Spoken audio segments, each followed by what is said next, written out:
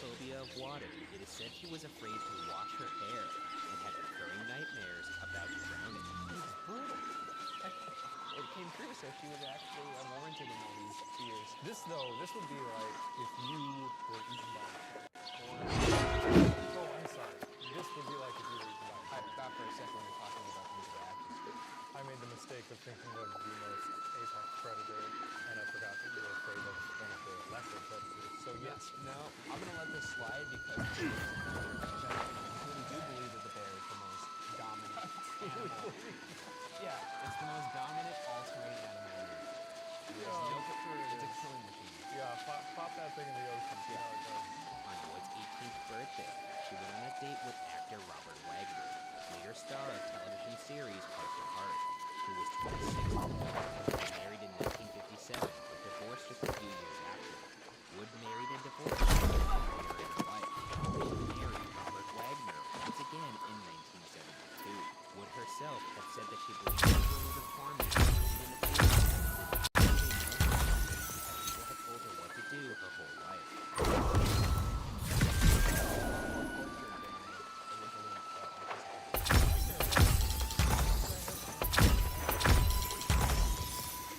They got divorced, and then she. You think the only reason someone would go back to someone is because they've had an after things? I think divorce is probably a lot of work. That's a lot of suicide. Pushing forward to more recent history of the incident, it was the weekend just after Thanksgiving of 1981. Wood had been working on the science fiction film Brainstorm with Christopher Walken at the time, and he was invited to join her and Wagner on their yacht named the Splendor that weekend. According to the captain of the boat, Dennis Davern, who had worked with the couple for years and considered himself a family friend, he was infatuated with Walken, and Wagner had even gone out to where they were filming. To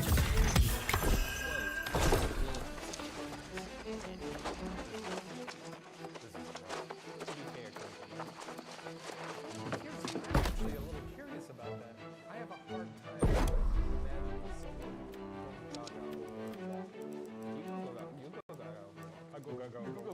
You know, he's probably magnetic. I bet when you get in a room with him, he commands the space. yeah, no one was like, oh, Chris Walken is here. No one's like, "Here's boys, the party's here. Cocktail wings.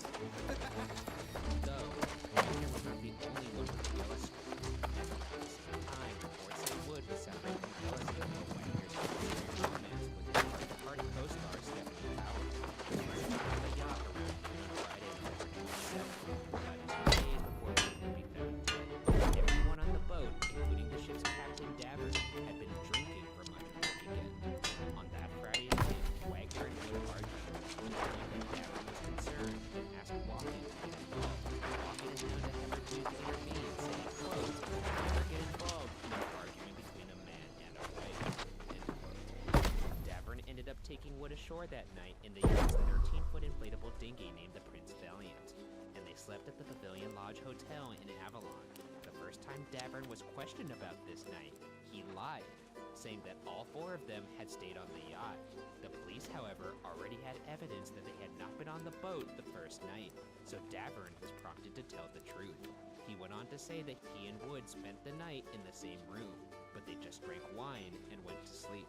Davern also claims that in their relationship, he felt very protective of her and very comfortable with him. He seems like a good influence here. Maybe. You can spin it that way, or you can spin it the other way. You can spin it decipher. I mean, if he's removing her from the volatile situation. Yeah, but the intentions behind it are the most Next morning, Saturday, November 28th, they returned to the Splendor, where Wood apparently decided to stay for the remainder of the weekend, based upon Walken's expressed desire to stay. Walken and Wood went ashore that afternoon to begin drinking at Doug's Harbor Reef, where they were later joined by Wagner and Davern. The party's waitress recalls that at dinner, they consumed 2 bottles of wine, 2 bottles of champagne, and one of the men was also drinking daiquiris. so shit. The 80s are great. Yeah, just going to town. I'd like to imagine what Walken's doing. Just throwing back the daiquiris. He seems like a daiquiri guy. I don't know. 5 daiquiris. She also recalls that Wood did not eat much of her dinner, and that she did not seem to be in a good mood, and when she left the restaurant, appeared to be stumbling. In one moment, Wood was said to have thrown a glass down onto the floor, though Walken later explained the incident, saying that it was his fault, because he threw his glass on the floor after making a toast, and Wood had just followed suit. So fucking Walken is essentially Thor. Yeah. I like this drink. Another. Davern has said Walken and Wood seemed very flirty throughout the dinner. They boarded the dinghy The Valiant to return to their yacht for the night at about 10 p.m. As they were boarding, a witness from the Harbor Patrol office said they heard Wood scream about something, which he assumed was just because he was drunk. Witnesses sleeping aboard a nearby boat, John and his girlfriend Mary Jane, reported hearing shouts at around midnight. However, there was a party going on somewhere nearby, so he figured it was from that and did not respond. Payne claimed to hear a woman yelling, quote, "Help me, someone please help me," end quote, coming from the near stern of the Splendor and potentially from someone in a dinghy. He also believed to hear a man who sounded very drunk respond, quote, "Okay, honey," end quote. His tone was so honest, he claimed this is why he believed the cries were associated with the party. Mocking tone. When you say mocking tone, like, okay, we'll help you. Like, intimidating, scary, spooky. Well, you went a little darker than me. Or maybe he was just joking around. Or maybe this didn't happen at all. Maybe this guy didn't hear what he thought. You just like apartments and like binoculars or something. Star Watcher.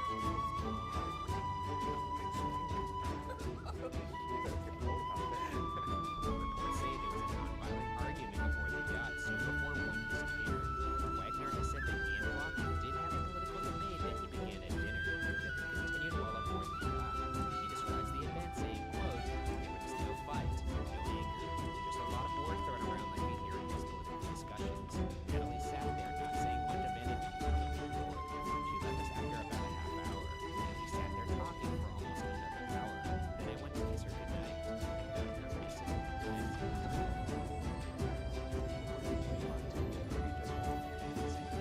He didn't notice she was missing till he went to go kiss her goodnight. Yes, So that doesn't really line up with the whole screaming woman. it doesn't. That's what I'm Aspect. saying. You kind of don't really know who to believe here. Okay. At 1:30 a.m. that night, Wagner and Sea Captain Davern made a distress call to the Coast Guard, saying that Natalie Wood had disappeared from the couple's yacht, the Splendor. And about 6 hours later, taking us back to the start, the body of Wood was found floating about a mile away from the yacht. Prince Valiant, the inflatable dinghy, which she had presumably left the boat on, was found washed up on the rocks just a little further south. The ignition was off, the gear shift was set to neutral, and the oars were locked, which implies she may have never started the vessel. The coroner reported that she had drunk 7 or 8 glasses of wine before the incident. Her blood alcohol level was at least 0.14, and the police ultimately ruled her death as accidental. She also had superficial bruises on her arms and lower legs, as well as a cut on her cheek, though at the time, these were all attributed to what might have naturally occurred as she fell in the water. She was a little drunk. I don't know how many. I'm not a big wine guy, so I don't know if. Well, you know what blood alcohol is. 0.08 is. You're drunk. Maybe 0.14. Okay, well, it's gonna be tricky. I'm interested to hear your theories because it does sound like it could be a case of accidental death. Let's get into the theories. Is that Natalie accidentally fell into the water and drowned. The conclusion drawn by the chief medical examiner in the coroner's office, Dennis Noguchi, is that Wood had fallen into the water while trying to board the Valiant. She hypothesized that her down jacket had likely become heavy and soaked, but she never thought to remove it due to her inebriated state. She sat on the side of the Valiant. Eventually, she likely finally drowned due to the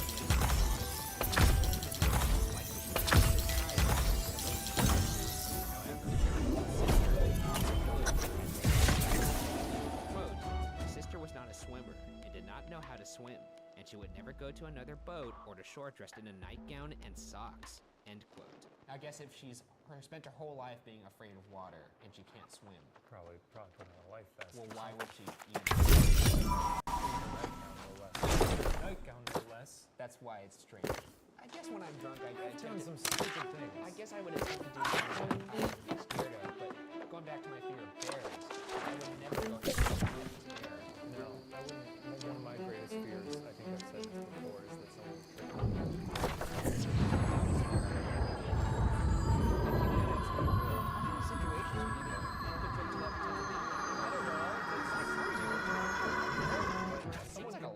it's not the fear that I'm at a party, it's a fear that someone would come up to me on the street and put heroin in me. And then I'm hooked forever.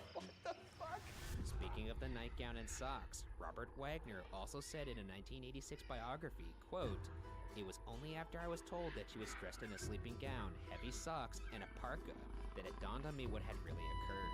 Natalie obviously had trouble with that dinghy slamming up against the boat. It happened many, many times before, and I had always gone out and pulled the ropes tighter to keep the dinghy flush against the yacht.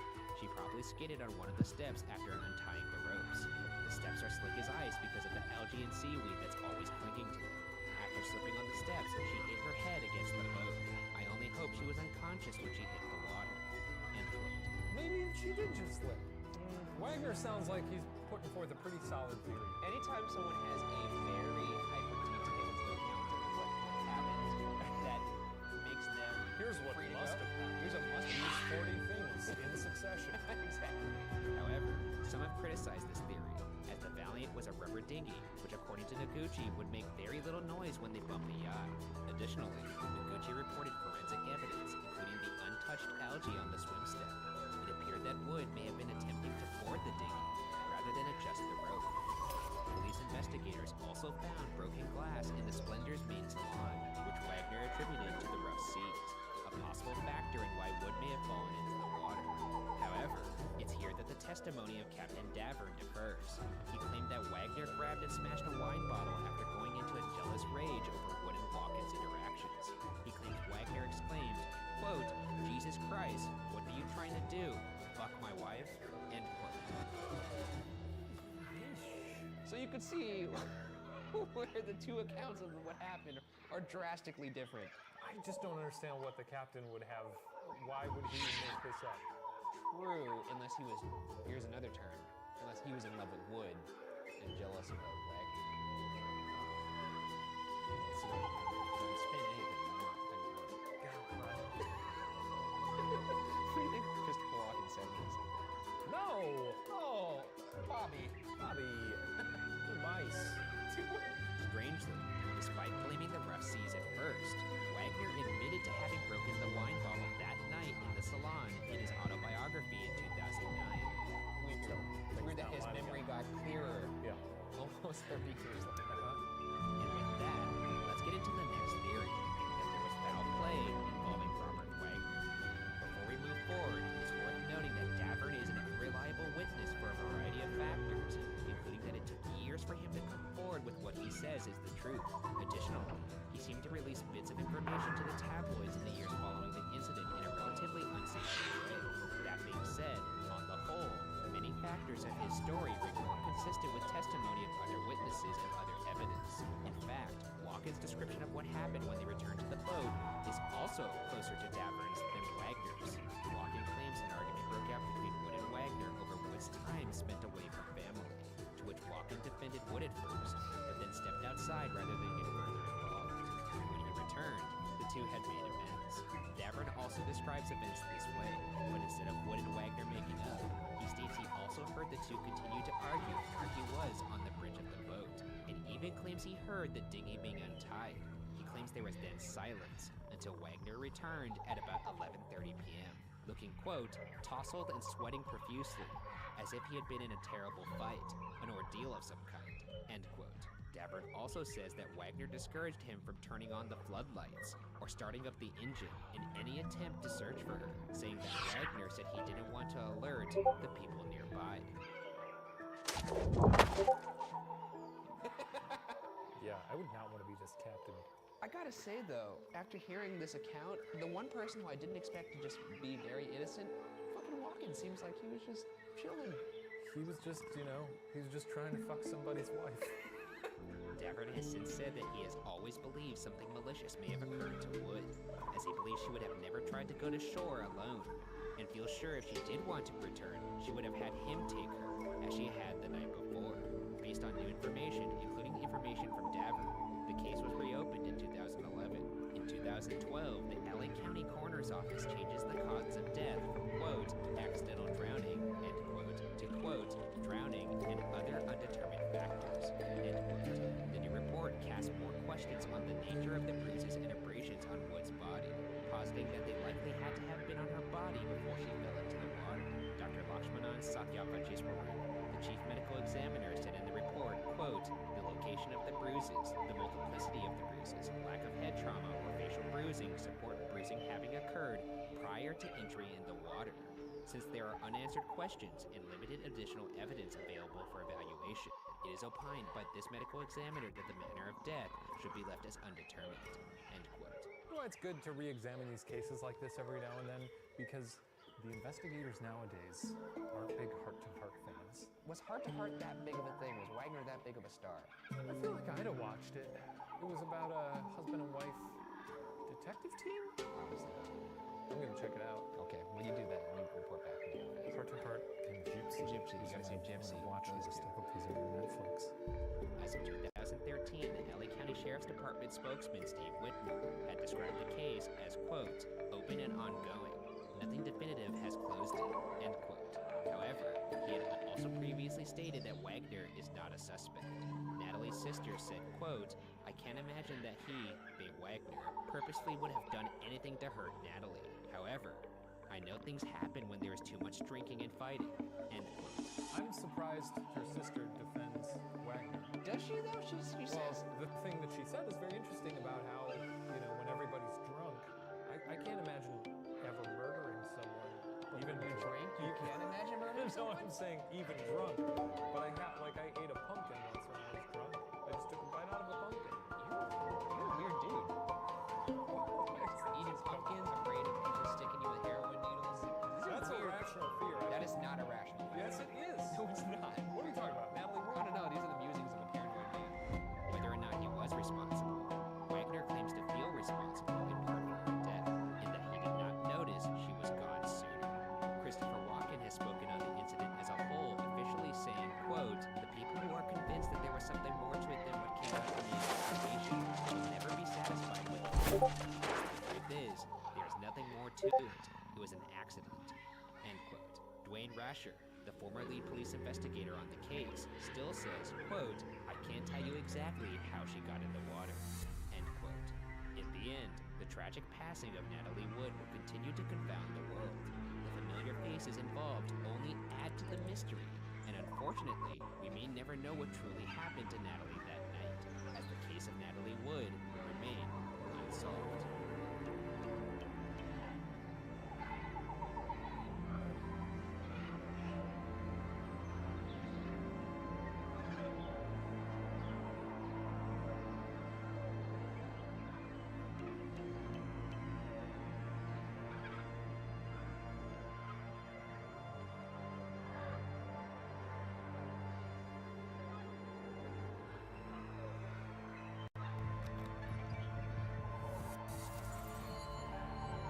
This week on BuzzFeed Unsolved, we investigate the Gardner Museum art heist, the biggest museum art heist in the world. It's also considered America's biggest property crime. I love it. What do you love about it? I love heists. This is fun. Yeah, heists are fun. For the most part, they're, I guess, victimless. You're stealing from largely what? The rich? I suppose, yeah. I People guess. who own a lot of marble, oil paintings. Yeah, whatever. Steal from them. I don't care. And there is like a weird impulse to root for the robbers. And Yeah. I don't know why that is. It's fun. Well, we'll see who you're rooting for in a second. Let's get into it. Oh, shit. Built in 1901, the Gardner Museum houses over 15,000 pieces of art collected by the late Isabella Stewart Gardner. And on March 18, 1990, the museum fell victim to a historic heist. Though only 13 pieces of art were stolen, the combined value is worth over $500 million. Ironically, at the time of the robbery, the museum was in the midst of updating their outdated security. I can't imagine if I was upgrading my home security and in the couple of days that I was doing it, my house got robbed. That happens. Sometimes you lose $500 million. I would lose $50 in cash, the Xbox I One. have a precious a butterfly encased in glass. You have a butterfly? That's weird, right? I'm going to head down that road of having a room that's full of bugs and butterflies, and I want it to look like like a serial killer's den. Is that? yes, but is it sort of your like a well-trafficked serial killer. On the night of the heist, two inexperienced guardsmen were on duty. One security guard, named Richard A. Abbott, was a music school dropout and part of a rock band. He was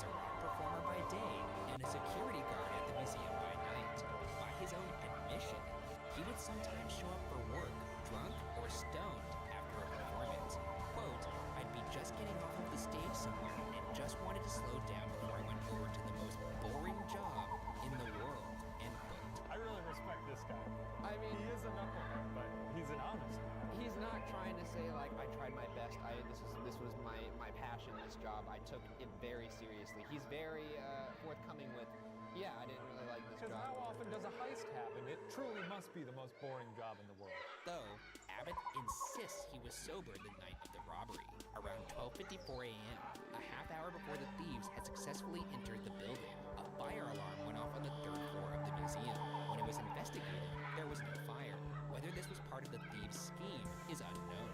At 1:24 a.m., two men dressed as policemen buzzed into the security desk where Abbott was stationed.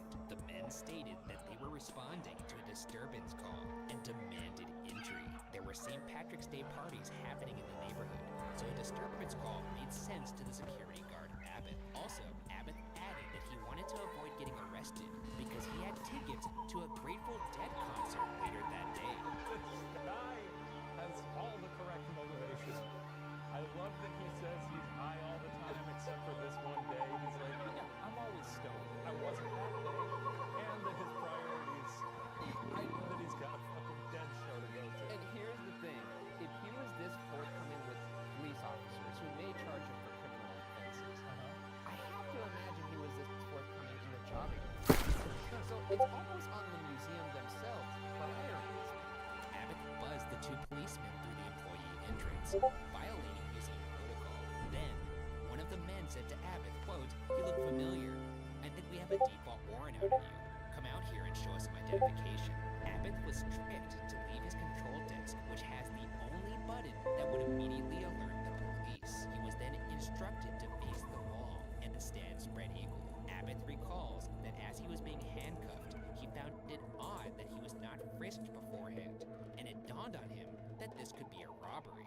I don't know if these two robbers were as bright as they seem, but it is interesting to point out that they knew that the only button to alert the police was at that desk, so they knew they had to get him away from it. Yeah, it's very good. It's ticking all the boxes so far because not only have they clearly done their research, or at least happened upon a very They may have cased the joint. yeah. They got costumes. Just realizing now how fun it would be to bond with the robbers. I'm kicking back with these guys. The heads, hands, and feet of the guards were tied with duct tape. Motion detectors in the museum show that the robbers then went to the second floor and split up, removing various pieces of art from the walls. During the heist, an alarm went off. It was meant to alert guards that someone had gotten too close to the artwork. The robbers found the alarm and smashed it. Okay, so this is why the security in the building was flawed. The alarm just goes to the guards, and the only way the police are alerted is because As if the guards press a press button. the self-destruct button. So maybe have more than two guards. They had a security advisor come in and be like, "You got to change everything.